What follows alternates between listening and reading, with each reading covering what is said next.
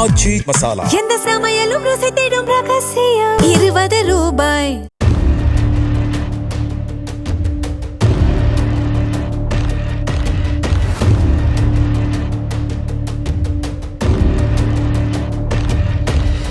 மதுரை மாவட்டம் மேலூர் அருகே உள்ள கொட்டக்குடி கிராமத்தின் விஓஓ அலுவலகத்திற்கு சென்ற பிரபாகரன் என்பவர் அங்கிருந்த கிராம நிர்வாக அலுவலர் செல்லம் என்பவரிடம் 2 நாட்களுக்கு முன்பு நான் மனைவியை கொலை செய்து விட்டேன், என்னால் நிம்மதியாக இருக்க முடியவில்லை, போலீஸ் என்னை ஏதாவது செய்து விடுவார்கள் என பயமாக உள்ளது என கூறியுள்ளார்.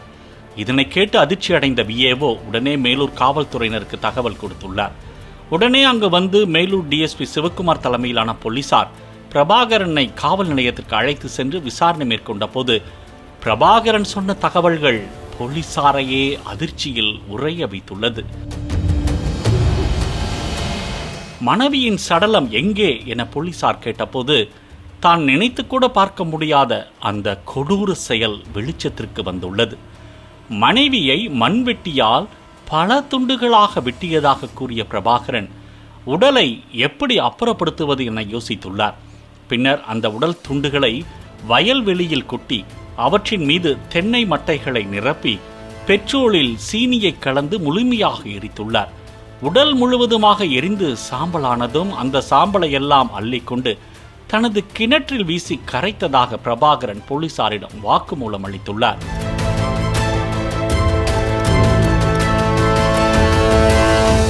இவ்வளவு கொடூரமாக கொலை செய்தது ஏன் என போலீசார் விசாரித்த போது பல திடுக்கிடும் தகவல்கள் வெளியானது. கொட்டக்குடி கிராமத்தை சேர்ந்த 29 வயது இளைஞர் பிரபாகரனுக்கும் கோவில்பட்டி பகுதியை சேர்ந்த ஏற்கனவே திருமணமாகி 2 குழந்தைகளுக்கு தாயான கார்த்திகா என்பவருக்கும் பழக்கம் ஏற்பட்டுள்ளது. 4 வருடங்களுக்கு முன்பு பிரபாகரன் கார்த்திகாவை திருமணம் செய்துள்ளார். இந்த தம்பதிக்கு 3 வயதில் ஒரு குழந்தை உள்ளது. பிரபாகரன் மீது அடிதடி மற்றும் கொலை வழக்குகள் காவல் நிலையத்தில் நிலுவையில் இருந்து வந்துள்ளது. இதனால் கணவன் மனைவி இடையே அடிக்கடி தகராறு ஏற்பட்டு வந்துள்ளது. அது மட்டுமில்லாமல் சமீபத்தில் கார்த்திகாவின் உறவினர் பெண் ஒருவரை பிரபாகரன் தனது வயலில் உள்ள கொட்டகைக்கு அழைத்து வந்ததோடு அந்த பெண்ணோடு அவர் குடும்பம் நடத்தி வந்ததாக சொல்லப்படுகிறது. இதனை அறிந்த கார்த்திகா பிரபாகரனோடு சண்டையிட்டுள்ளார். அப்போது பிரபாகரன் கார்த்திகாவிடமிருந்து தனது குழந்தையை பறித்து கொண்டு அடித்து விரட்டி விட்டதாக கூறப்படுகிறது. தாயார் வீட்டிற்கு சென்ற கார்த்திகா குழந்தை மீது ஏக்கமாக இருந்துள்ளார். பின்னர் தனக்கு தனது குழந்தை வேண்டும் என மேலூர் அனைத்து மகளிர் காவல் நிலையத்தில் புகார் அளித்தார். போலீசார் நேரில் பிரபாகரனை அழைத்து விசாரித்துவிட்டு குழந்தை தாயிடம்தான் வளர வேண்டும் என குழந்தையை கார்த்திகாவோடு அனுப்பி வைத்துள்ளனர். மனைவி குழந்தையை பிரிந்து இருந்தபோது கார்த்திகா பலரோடு தகாத உறவில் இருந்து வருவதாக அரசல் புரசலாக பிரபாகரனின் காதிற்கு சென்றுள்ளது.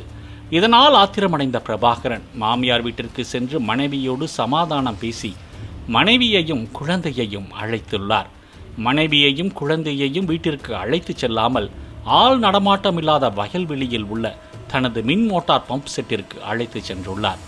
அங்கு கார்த்திகாவை இருக்க சொல்லிவிட்டு குழந்தையை அருகில் இருக்கும் வீட்டில் விட்டு வந்த பிரபாகரன் கிணத்து மேட்டில் கிடந்த மண்வெட்டியை எடுத்து கார்த்திகாவை சரமாரியாக வெட்டி கொலை செய்ததும் பின்னர் எரித்து சாம்பலை கிணற்றில் கரைத்ததும் தெரிய வந்துள்ளது.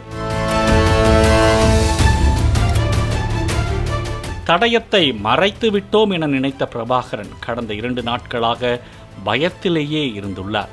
பின்னர் வீட்டிற்கு அருகில் உள்ள விஏஓ அலுவலகத்திற்கு சென்று தனக்கு பழக்கமான விஏஓவிடம் இது குறித்து பேசியது தெரிய வந்தது. பிரபாகரன் அளித்த வாக்குமூலத்தை தொடர்ந்து கொலை செய்ய பயன்படுத்திய மண்வெட்டி ஆகியவற்றை பறிமுதல் செய்த போலீசார் பிரபாகரனை கைது செய்து விசாரணை மேற்கொண்டு வருகின்றனர். பாலிமர் செய்திகளுக்காக மேலூர் செய்தியாளர் சுரேஷ். ஆச்சி மசாலா. எந்த சமையலும் ருசி தேடும் ரகசியம். 20 ரூபாய். பிளே ஸ்டோர் மற்றும் ஆப் ஸ்டோரில் இருந்து பாலிமர் செயலியை QR கோடு மூலம் பதிவிறக்கம் செய்யுங்கள். செய்திகளை உடனுக்குடன் பெறுங்கள்.